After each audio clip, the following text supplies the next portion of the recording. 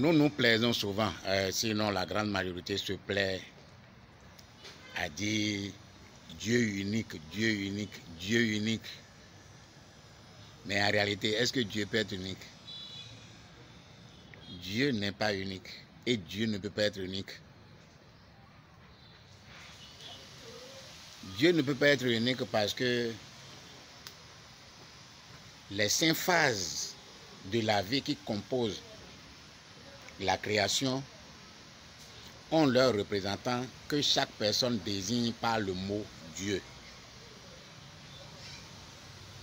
C'est ainsi que, au niveau de la terre, nous avons le Dieu de la terre. Nous avons le Dieu de l'eau. Nous avons le Dieu de l'air. Nous avons le Dieu de feu. Et nous avons la conscience. Est-ce que vous voyez? Dieu ne peut pas être unique. Non. Si je dis Dieu n'est pas unique, c'est tellement facile de comprendre que ce n'est pas le Dieu que les chrétiens appellent, c'est pas ce que les chrétiens appellent Dieu que les musulmans appellent Dieu. Non, c'est différent.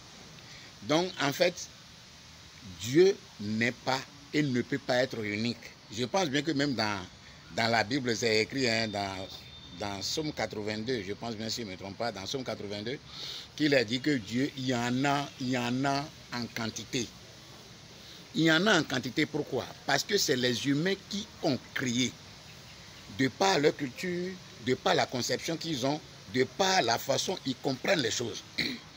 Donc chaque humain, selon sa région, selon sa religion, selon sa confession, selon sa philosophie, a créé Dieu. Dieu, c'est quoi? C'est l'entité en qui l'individu humain investit de lui son propre pouvoir. C'est-à-dire l'entité en qui l'individu, en tant que créature le plus élevé de la création, investit son pouvoir de cette entité-là. Parce qu'il croit que c'est en cette entité-là que tout est pour lui. Donc là, c'est son Dieu. Donc si on dit Dieu, ça vient de la création, comme je le dis tantôt. Donc à partir de cette création, tout ce qui compose la création ont chacune dans leur domaine des dieux. Est-ce que vous voyez? Et c'est très simple de voir et de comprendre.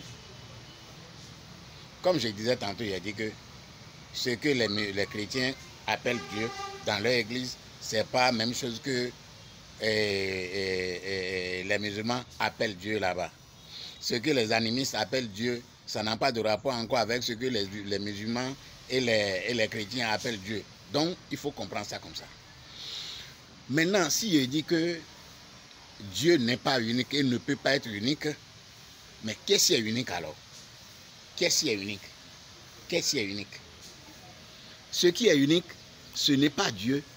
Ce qui est unique, c'est le Créateur. C'est le Créateur seul qui est unique.